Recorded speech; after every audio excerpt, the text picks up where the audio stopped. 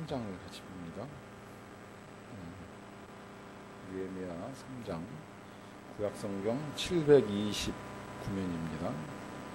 구약성경 729면에 느헤미야 3장, 원래 1절부터 마지막 절까지 다 봐야 되는데요. 너무 길어서 앞부분하고 맨 끝부분만 읽겠습니다. 앞부분은 1절부터 5절까지를 읽고 한번 띄어서 30절부터 32절까지를 보도록 하겠습니다. 먼저 3장 1절부터 5절까지를 같이 한 목소리로 읽습니다.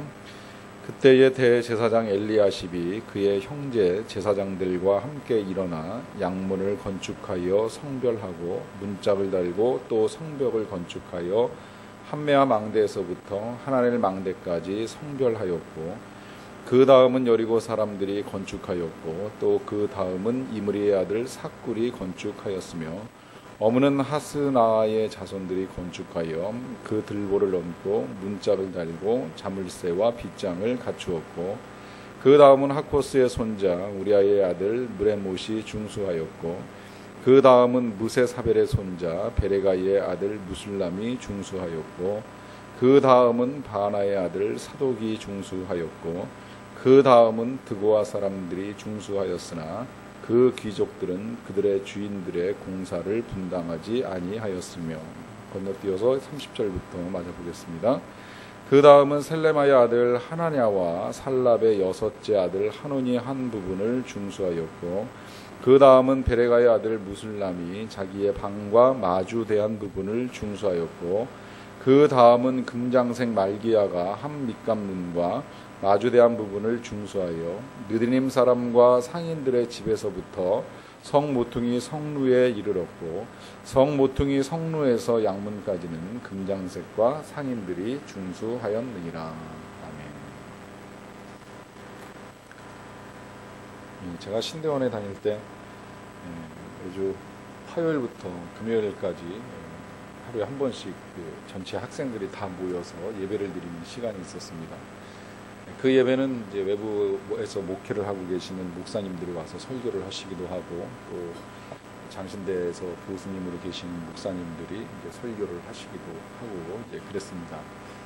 구약을 가르치는 목사님이 설교를 하실 때가 되었는데, 성경 봉독을 하는 시간이 되니까 그 학부 아마 신학과에 다니던 학생들 같은데, 학생들 한 70여 명이 그 강대상 앞으로 다 나와가지고 쓰더라고요.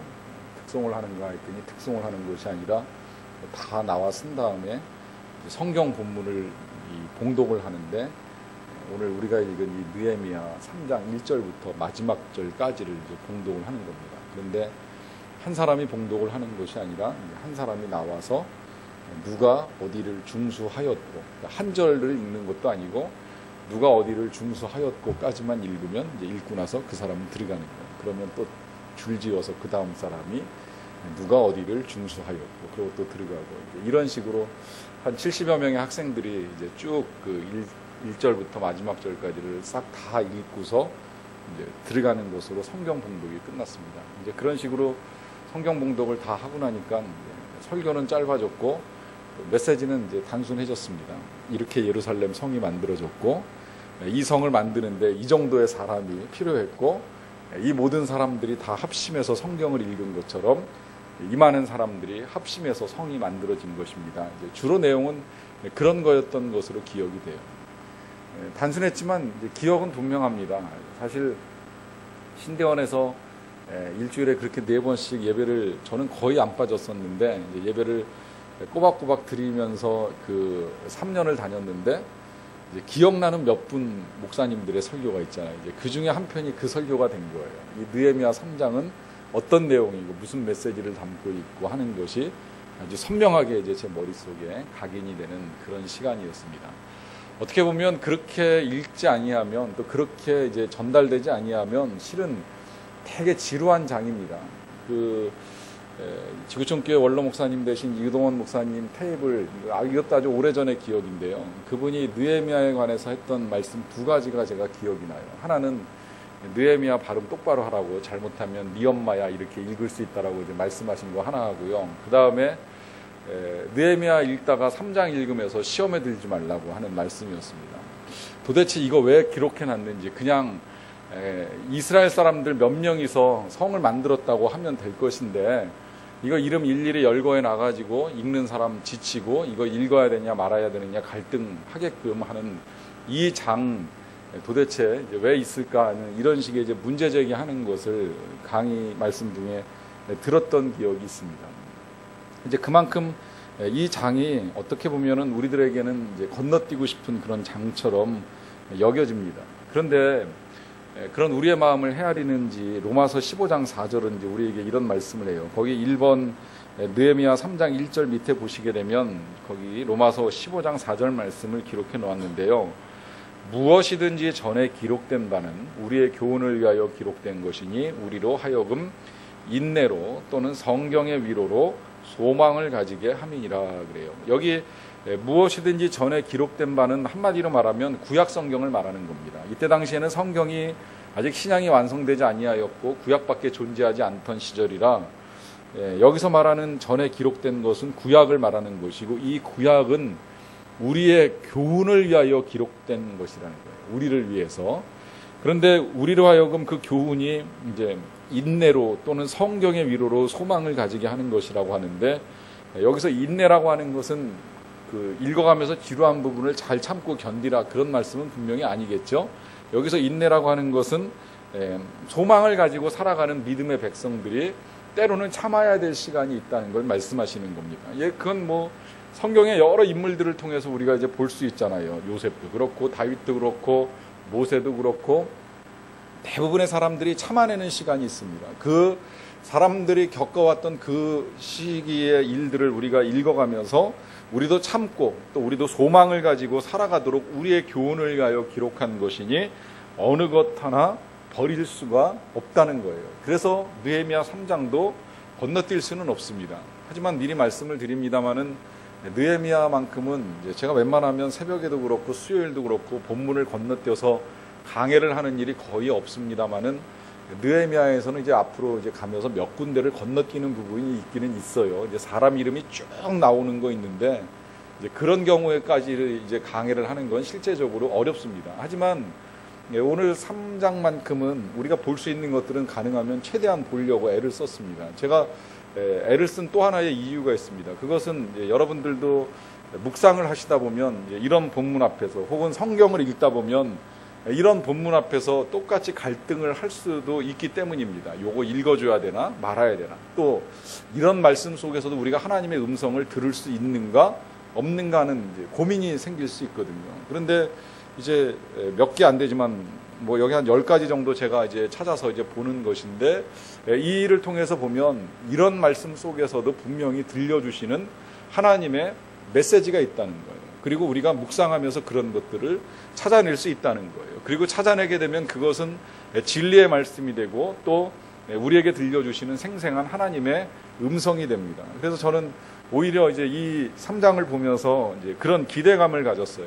기왕이면 3장을 풀어나가기도 하겠지만 우리 저녁에 함께 말씀을 나누시는 여러분들이 성경을 보는 눈, 묵상을 하는 눈이 좀 더 열렸으면 좋겠다라고 하는 그런 기대감입니다. 그래서 이제 몇 군데의 말씀을 통해서 오늘 하나님께서 이 본문을 통하여 우리에게 뭐라고 말씀하시는지를 함께 보는 시간을 좀 갖겠습니다. 제일 첫 번째로 우리가 이제 보게 되는 건 뭐냐면 성을 세움에 있어서 하나님의 종들이 먼저 솔선수범해서 그 일을 감당해야 된다라고 하는 것입니다. 거기 보시게 되면 이제 제일 먼저 등장하는 이름이 있죠. 느헤미야 3장 1절에 그때의 대제사장 엘리야십이 또 그의 형제 제사장들과 함께 일어나 양문을 건축하여 성별하고 문짝을 달고 또 성벽을 건축하여 함메아 망대에서부터 하나넬 망대까지 성별하였다 그래요. 제일 먼저 거명되는 이름 대제사장 엘리야십입니다. 그 다음에 형제 제사장들입니다. 그러니까 하나님의 이름을 가지고 하나님의 부르심을 받은 일꾼들이 먼저 솔선수범해야 된다는 거예요. 이건 뭐 예나 지금이나 틀림없는 진리이죠. 그런데 여기서 이제 우리가 그 주의해야 될 건 뭐냐면 이 솔선수범의 대상이 사역자들만 해당되는 것이 아니라 지금 거룩한 제사장이라고 또 왕 같은 제사장이라고 일컬음을 받는 우리 모든 성도의 몫이라는 거예요.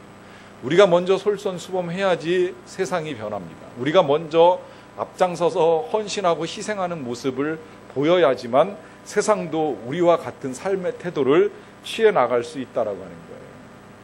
그 일을 일컬어서 지금 여기 보시게 되면 성별한다라고 하는 표현을 반복 사용을 합니다. 어떻게 보면 이 성별이라고 하는 단어가 어울리지 않는 상황입니다. 왜냐하면 엄밀하게 말하면요, 지금 이 사람들이 하고 있는 이 일은 성전을 세우는 일이 아닙니다. 성소를 재건하는 일이 아니에요. 예루살렘 성곽을 쌓는 일을 하는 겁니다. 성을 세우는 거예요. 근데 이 성을 세우는 일을 건축하고 난 다음에 성별이라고 하는 표현을 사용합니다. 이때 성별은 거룩할 성자를 사용해서 거룩하게 구별했다라고 하는 의미를 담고 있잖아요. 왜 그럴까요? 이 일은 그냥 단순히 성을 쌓는 일이 아니라 이 일을 통해서 이스라엘 백성들의 정체성을 회복하는 일이 되기 때문입니다. 그들은 150년 가까이를 이 무너진 예루살렘 성을 재건하려고 하는 생각을 하지 못하고 살아왔어요. 중간에 잠깐 그 일을 하려고 애를 썼지만 하다가 실패를 했어요. 이 예루살렘은 단순히 이스라엘의 수도가 아니라 지금까지도 이스라엘의 성지입니다. 하나님이 이름을 두신 곳이에요. 하나님이 그 땅을 평화롭게 보존하시겠다라고 약속하신 땅이고, 이 땅에 다윗의 왕궁이 세워졌을 뿐만 아니라 솔로몬의 성전이 세워져 가지고 지금까지도 그 일부가 남아있을 만큼 귀한 땅입니다. 그 땅에 성곽을 쌓는 일은 이스라엘 백성들이 하나님의 백성들이라고 하는 정체성을 회복하고 거룩함을 회복하는 일이기 때문에 그 일을 일컬어서 성별이라고 표현을 하고 있는 것입니다. 그렇기 때문에 이 일들을 함에 있어서는 먼저 부름을 받은 사람들이 솔선수범해야 된다는 거예요. 이것이 이제 성을 세움에 있어서의 첫 번째 원리이고요. 그렇게 솔선수범하며 나아갈 때 이제 하나님께서 하시는 일이 뭐냐면 함께 일할 동역자들을 보내어 주신다는 것입니다. 느헤미야 3장 2절 말씀에 보시면 그 다음은 여리고 사람들이 건축을 하였고 또 그 다음은 이므리의 아들 삭굴이 건축했다 그래요. 원래 이 여리고 사람들은 예루살렘 사람들이 아닙니다. 여리고는 예루살렘에서 몇십 킬로가 좀 떨어진 지역에 위치를 하고 있습니다. 그런데 이 사람들이 와가지고 함께 건축하는 일을 해요. 이제 이게 은혜죠. 이런 동역자들을 하나님이 보내주신다는 거예요. 제가 우리 교회를 세울 때 여러 가지 일들이 되게 감사한 일들이 많은데 이제 그 중에서도 또 기억 남는 감사한 일은요, 저를 모르는 사람이 교회를 세우는 일을 도와줬던 분이 몇 분이 계십니다.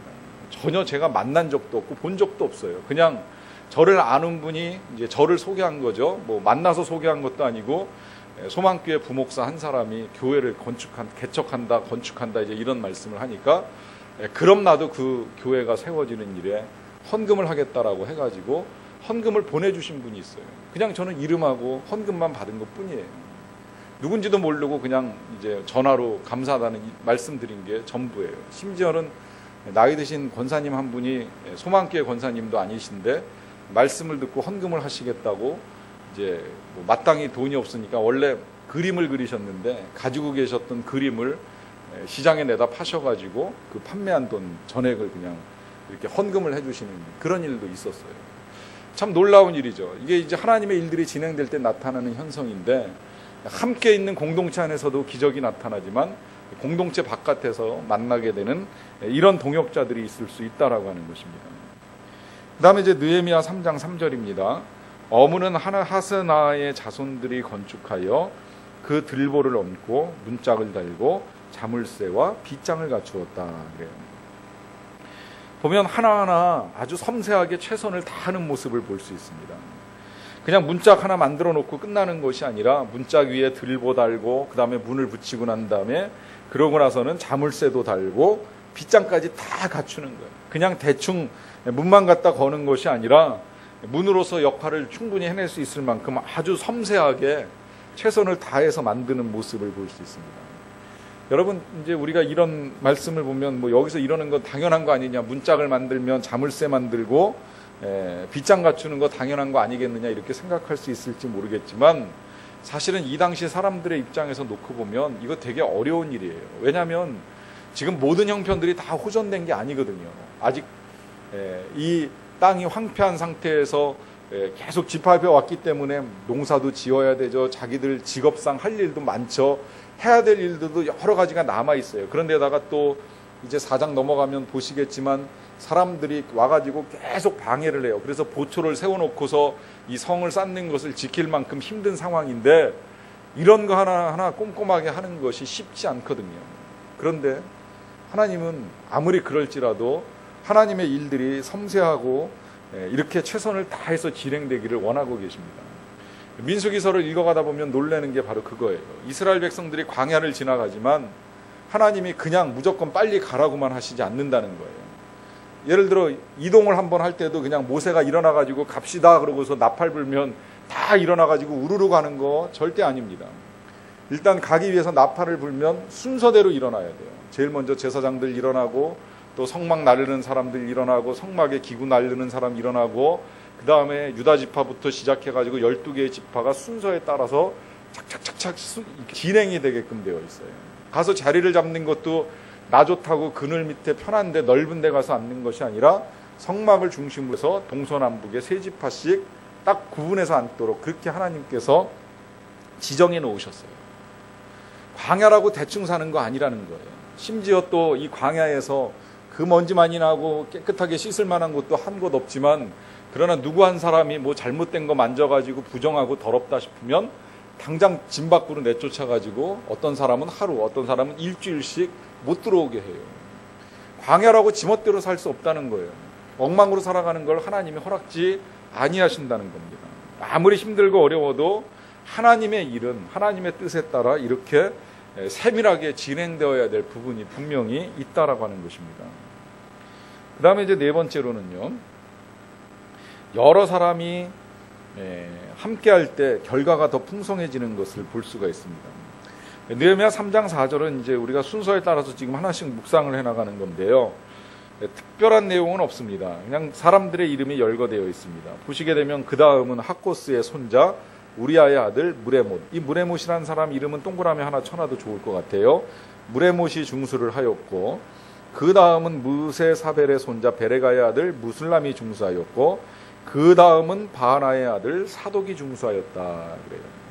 이런 식으로 이제 여러 사람이 이 일에 참여를 하는데 대략적으로는 한 38가정 정도 한 70여 명이 52일 동안 참여해서 이 일들을 이루어 갑니다. 많은 사람이 함께함으로 인하여서 결과가 풍성해지는 것을 보게 된다는 거예요. 그렇기 때문에 이 말씀 속에서 우리가 이제 붙들어야 될 진리가 있습니다. 그건 많을수록 풍성해지기에 나 한 사람 빠져도 된다고 생각할 일이 아니라 오히려 나 한 사람도 큰 힘이 될 수 있다라고 하는 생각을 가지고 하나님의 일에 참여해야 된다는 것입니다. 그렇게 일을 하다 보면요, 때때로 동역을 기피하고 마음을 같이 하지 않는 사람들이 있을 수가 있습니다. 느헤미야 3장 5절을 보시게 되면요, 그 다음은 드고아 사람들이 중수하였으나 그 귀족들은 그들의 주인들의 공사를 분담하지 아니하였다.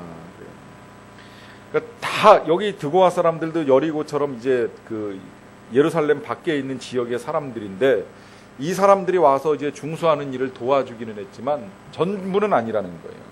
그들 중에 공사를 분담하지 아니한 사람들도 있다는 거예요. 이 일을 통해서 우리가 확인하는 것이 있죠. 그건 사람들이 다 열심을 낼 수는 없다는 겁니다. 사람들마다 헌신도가 다를 수 있다는 걸 인정을 해야 된다는 거예요. 그건 실제 그래요. 어떤 교회, 제가 교회에서도 보면 뭐 새벽 기도를 잘 하시는 분이 있는가 하면 또 수요일 열심히 하시는 분도 계시고 금요일 열심히 하시는 분도 계시고 샘모임 열심히 해주시는 분도 계시고 이건 다 사람마다 헌신도가 다를 수밖에 없다는 거예요. 이제 분명한 건 이제 그러한 사람들, 어제 전혀 이 공사를 분담하지 아니하는 사람이 있을지라도 이제 우리가 취하여야 될 몇 가지 중요한 태도가 있는데 제일 먼저 그 요한복음 21장 22절에서 예수님이 가르쳐 주신 게 있죠. 이건 베드로에게 하시는 말씀입니다. 예수께서 이르시되 내가 올 때까지 그를 머물게 하고자 할지라도 내게 무슨 상관이냐 너는 나를 따르라 하시더라 그래요. 여기서 그는 요한을 말하는 겁니다. 베드로가 하나님의 부르심을 받으면서 예수님의 부르심을 받으면서 요한이 궁금했어요. 요한이 늘 예수님의 사랑을 받았기에 이 사람 어떻게 되는지 궁금해가지고 얘는 어떻게 되는데요? 라고 하는 질문을 했지요. 그러자 예수님이 대답하신 게 바로 이거예요. 네가 무슨 상관이냐. 우리 보고도 역시 상관하지 말라는 거예요. 함께 분담하는 사람이 있고 분담하지 아니하는 사람이 있고 함께 열심을 내는 사람이 있고 열심을 못 내는 사람이 있을 수 있지만 상관하지 말고 우리가 가야 할 길을 가라고 말씀을 하십니다. 뿐만 아니라 분명한 건 여기 지금 기족이라고 하는 표현을 사용하는데 정말 이런 기족같이 행하는 자들이 공동체 가운데 있을지라도 하나님의 일은 성취된다라고 하는 것입니다. 그런 사람들 때문에 하나님의 일이 멈춰지지는 아니한다는 거예요. 또 더 나아가서는 이런 사람들이 일부분일 뿐이지 오늘 우리가 보는 이 1절부터 마지막 절까지의 대부분의 사람들은 다 열심히 일을 하는 사람들입니다. 그렇기 때문에 우리가 게으름을 피우는 한 사람 때문에 시험에 들 일이 아니라 함께 일하는 동역자들 때문에 오히려 힘을 얻고 나아갈 수 있어야 된다는 것입니다. 그 다음에 이제 6번째로는요, 자녀들의 동력도 때로는 이 성을 세움에 있어서 큰 힘이 됩니다. 자녀들이 동력을 하는 거예요. 3장 12절에 보시게 되면 그 다음은 예루살렘 지방 절반을 다스리는 할로헤스의 아들 살룸과 그의 딸들이 중수하였다. 아들과 딸들이 중수하는 일을 하게 됩니다.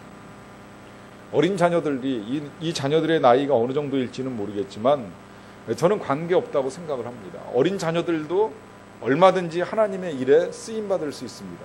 제가 99년도에 온누리교회에서 하는 비전과 리더십 세미나를 참석을 했던 적이 있는데요. 세미나 들어가는 첫날 되게 놀랬던 것이 있습니다. 딱 그 세미나 하기 위해서 이제 온누리교회 도착을 하니까 중학생쯤 돼 보이는 아이들이 이제 여름방학 때였으니까요. 아침에 롤러브레드를 타고 나와가지고 이제 주차장 입구에서부터 차를 안내를 하는 거예요. 차를 붙잡고 빈 자리 있는 데까지 차를 끌고 가가지고 자기를 따라오라는 거예요. 그러면 그 학생을 따라가면 빈칸에까지 이제 차를 이제 데려다 줘가지고 주차를 할 수 있도록 도와주더라고요.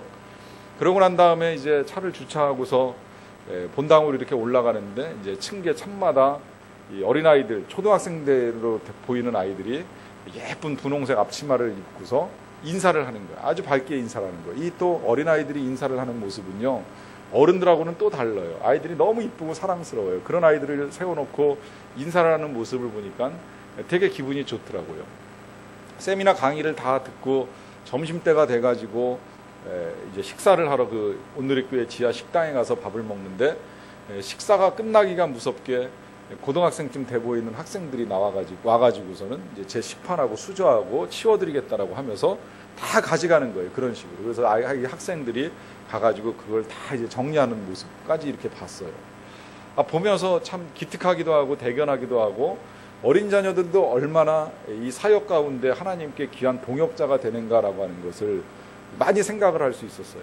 저는 이제 그때부터 그런 생각을 했어요. 아이들을 사역의 자리로 이끌어내야 되겠다. 이것이 아이들을 위해서도 유익한 일이 될 것이다라고 하는 생각을 많이 했습니다. 그래서 이제 그 다음에 제가 섬기던 영락교회 초동부에서는 아이들을 데리고 이제 선교 활동, 선교라기보다는 이제 지역 전도 활동을 한번 데려가 봤던 적이 있었고요. 또 그 다음에 이제 소망교회에서는 공동체가 해외 선교를 나갈 때 어린 자녀들을 데리고 나가서 이제 자녀들도 자녀들 나름대로의 그 사역의 내용들을 이제 나누어 주고 준비해서 할 수 있도록 도와주는 일들을 몇 차례 해봤어요. 근데 생각보다 아이들이 잘합니다. 아이들이 가르쳐주고 이제 할 역할들을 분명히 얘기해주면 그 일을 충분히 해내요. 초등학교 한 3, 4학년만 돼도 그렇고요. 심지어는 뭐 미취학 아이들도 네가 여기서 이 일들을 선교적 사명을 가지고 해야 된다라고 이야기하면 그 일을 감당하는 모습을 이제 보게 돼요. 제가 그래서 우리 교회 처음에 이제 창립 예배 드릴 때에 그 교회 손님들이 많이 오시니까 안내할 때에 우리 교회 아동부의 어린 자녀들이 같이 안내를 하는 것을 또 해봤잖아요. 아이들이 똑같이 이제 파란색 티셔츠 입고 계단 같은 데 서서 이렇게 어르신들한테 순서지 나눠주는 일들을 하도록 해봤는데 잘해요. 인사도 잘하고 하면서 아이들이 그런 사역 가운데 동참을 해가지고 보여주는 그런 모습들이 참 아름답다라고 하는 것입니다. 우리 교회는 지금 이제 아동부 아이들이 한 달에 조금씩 헌금을 모아가지고 베트남에 있는 이제 어린 자녀 한 사람을 후원하는 일을 아마 이번 달부터 시작을 한 것으로 알고 있는데, 이런 일들도 하나님의 일에 동역하는 이제 또 하나의 귀한 일이라고 볼 수 있습니다. 이런 모든 것들이 다 큰 힘이 된다는 거예요. 자녀들도 동역자가 될 수 있다라고 하는 것입니다. 이제 그 다음에 계속해서 성을 세우는 사람은 때때로 혼자서 애를 많이 쓰거나 여러 가지 일들을 감당해야 되는 경우도 있다는 것입니다. 느헤미야 3장 20절 말씀인데요. 그 다음은 삽배의 아들 바룩이 한 부분을 힘써 중수하였다 그래요. 여기 힘써라고 하는 단어가 나오는데요. 이 단어는 여기서만 나옵니다. 이 3장 1절부터 32절까지를 통틀어서 한 번 나오는 단어예요. 물론 다 여러 사람들이 힘썼겠죠. 아마 그 중에서도 이 바룩이라고 하는 사람이 한 부분을 하는데 아마 여러 가지가 여의치 않았던 것 같아요. 이제 지형도 좀 그 불편한 데다가 이제 그 세워 나가는 일 자체가 용이치 않은 상황에서 혼자 땀을 많이 흘려가면서 이 일을 했으리라고 생각을 합니다. 아마도 그렇다 보니까 느헤미야가 그 일을 잊지 아니하고 지켜보면서 이 사람들의 사역의 내용들을 하나하나 기록으로 남길 때 바룩의 일에 대해서만큼은 힘써서 중수를 하였다라고 하는 표현을 사용을 합니다. 혼자서 애를 많이 썼다는 거예요. 그렇게 해가지고서 성 구비에서부터 대제사장 엘리야십의 집문에 이르렀고, 그 다음은 학고스의 손자 우리아의 아들 무레못이 한 부분을 중수하여 엘리야십의 집문에서부터 엘리야십의 집 모퉁이에 이르렀다 그래요. 여기 기억나는 이름이 하나 나오죠. 누구예요? 무레못이라고 하는 이름. 아까 제가 4절을 읽어올 때 동그라미를 쳐놓으라고 했던 바로 그 이름입니다. 그 이름이 또 나옵니다. 왜 나올까요? 이 사람 같은 경우에는 한 군데 끝내고 벌써 또 다른 거 더 하러 온 거예요.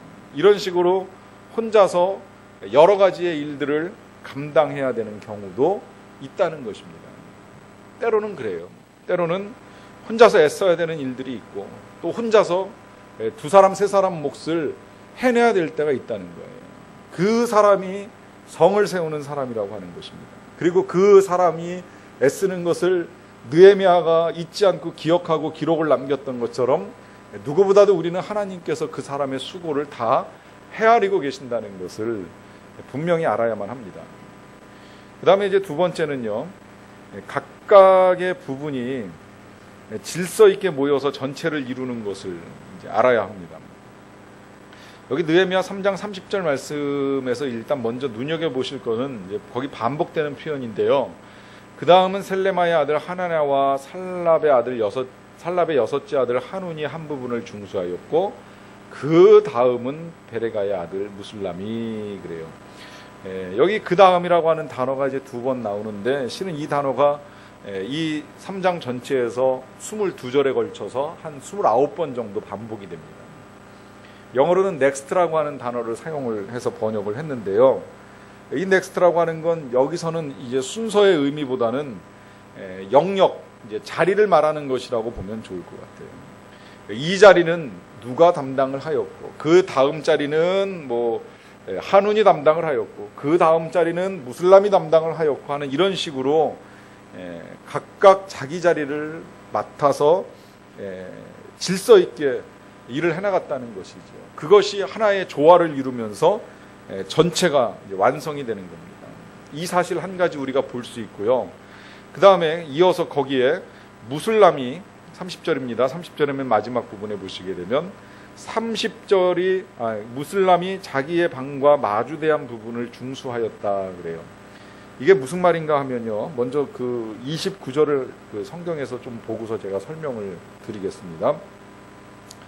그 다음은 임멜의 아들 사독이 자기 집과 마주대한 부분을 중수하였고, 그 다음은 동문직이 스가냐의 아들 스마야가 중수하였다 그래요. 이 사독이 자기 집과 마주대한 부분을 중수하였다라고 하는 이 말씀은요, 예루살렘 성이 이렇게 울타리처럼 이제 그 성을 치고 있다 그러면 이 성벽 안쪽에다가 자리를 잡고 있는 사람의 경우가 바로 이런 경우입니다. 그러면 이 사람은 성벽 쌓는 일이 결국에는 자기 집 담벼락을 쌓는 거랑 똑같아지잖아요. 이제 이런 일을 하는 사람들도 있다는 거예요. 이 일은 결국은 이제 이런 의미로까지 우리가 이제 확대 해석이 가능합니다. 하나님께서 이제 그 명하신 성벽을 쌓는 일을 하다 보니까 자연스럽게 내 집의 울타리까지 만드는 이제 효과를 누릴 수 있게 된다는 거예요. 이게 이제 예수님이 그 마태복음 6장 33절에서 하신 말씀 있죠. 너희는 먼저 그의 나라와 그의 의를 구하라. 그리하면 이 모든 것을 너희에게 더하시리라 약속하신 대로 성벽 쌓는 일을 하다 보니까 자연스럽게 자기 집의 벽까지 쌓을 수 있는 그런 은혜를 누리게 된다는 거예요. 그 은혜를 누리는 데 있어서 그보다도 더 멋있는 건 뭐냐면 이 무슬람이라고 하는 사람 30절에 보시면 무슬람이라고 하는 사람은 자기의 방과 마주대한 부분을 중수하였다 그래요. 자기의 집이 아닙니다. 자기의 방입니다. 자기의 방이라고 이 표현을 사용한 것은 아마 이 무슬람이 쌓은 그 부분이 무슬람의 집은 아니었던 것 같아요. 다만 이 무슬람이 새들어 살고 있었거나 그 집을 빌려 쓰고 있는 부분이라고 볼 수 있습니다. 그렇지만 그럴지라도 그는 자기의 방과 마주대한 부분의 성벽을 쌓음으로 말미암아 하나님의 일을 이루어가는데 동역하는 동역자가 됩니다. 이런 식으로 하나님의 일에는 정말 다양한 사람들이 모여드는 거예요.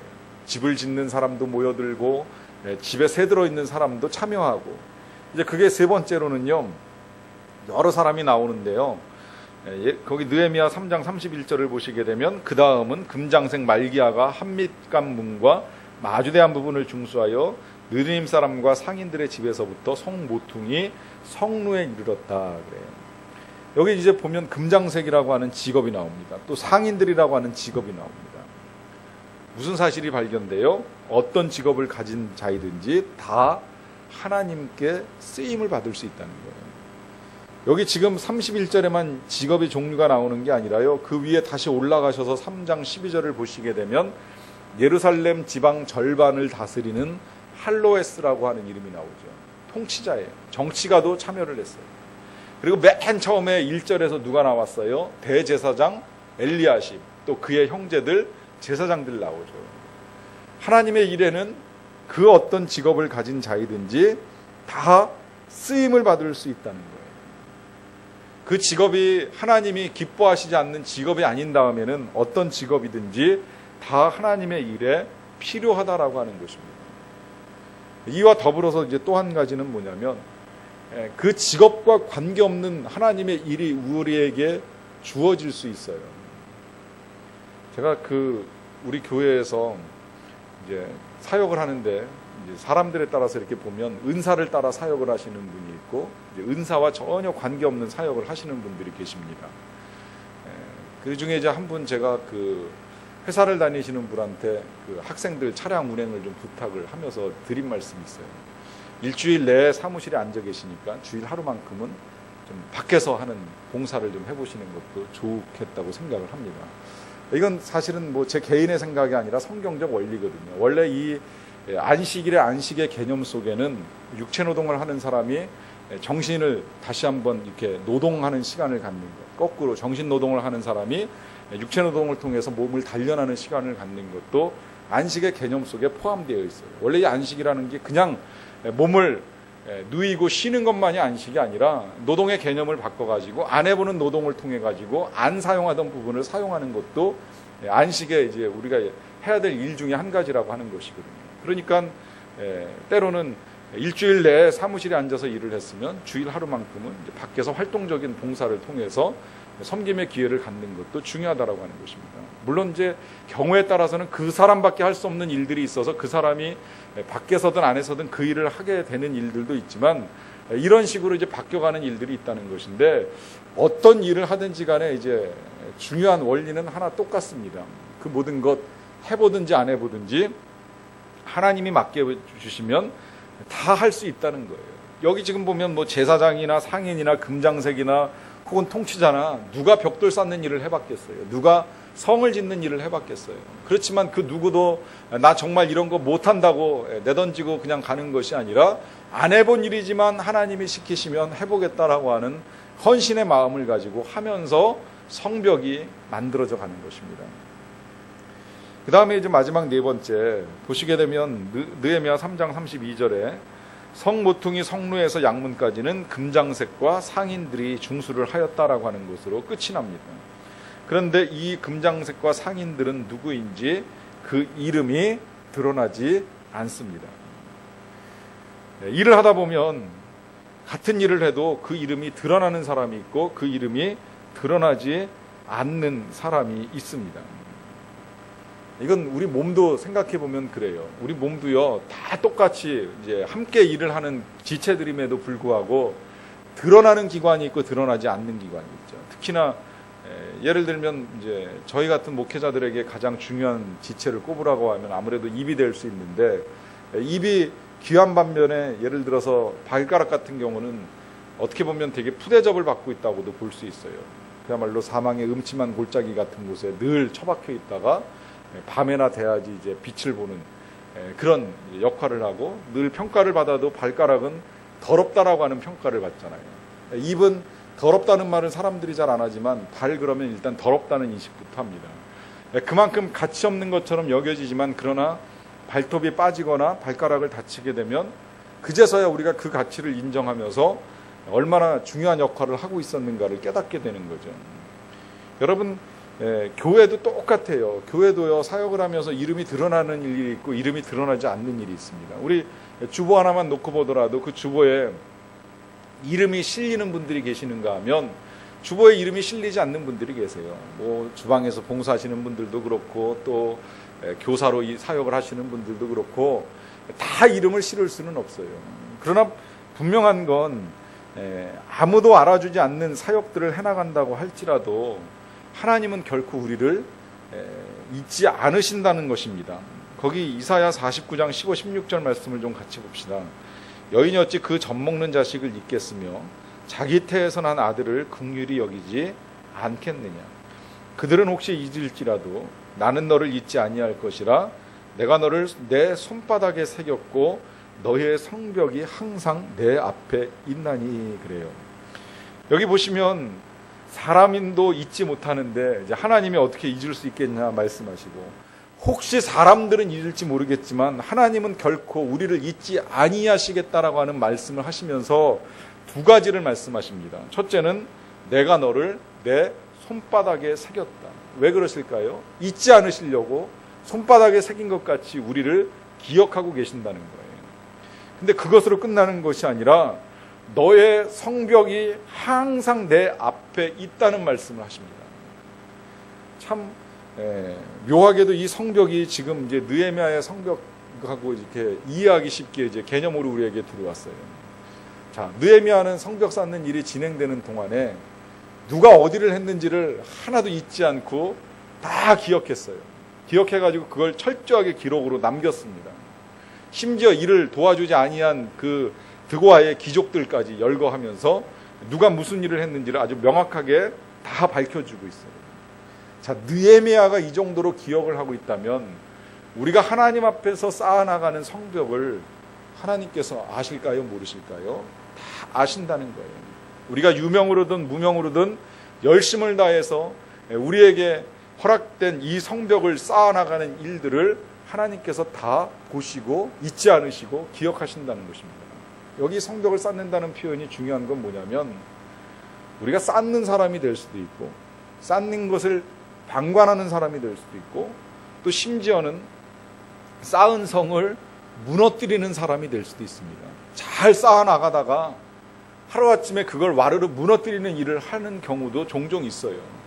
열심히 신앙의 벽돌을 쌓아나가다가 그것이 한순간의 실수로 말미암아 무너져 내리는 경우들도 있다는 거예요. 그런데 그 모든 상황들을 하나님께서 항상 보시고 계신다는 거예요. 그래서 너의 성벽이 내 앞에 있어서 나는 너를 잊지 아니하고 네가 지금 잘 쌓고 있는지 못 쌓고 있는지 무너뜨리고 있는지 알고 계신다고 말씀하십니다.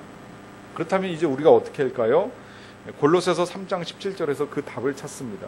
함께 읽어보겠습니다. 시작. 또 무엇을 하든지 말에나 일에나 다 주 예수의 이름으로 하고 그를 힘입어 하나님 아버지께 감사하라 그래요. 자, 여기 보시게 되면 무엇을 하든지 그랬어요. 무엇을 하든지. 여기서 무엇이라고 하는 이 일은 교회 안에서만 하는 일을 말하는 건 절대 아닙니다.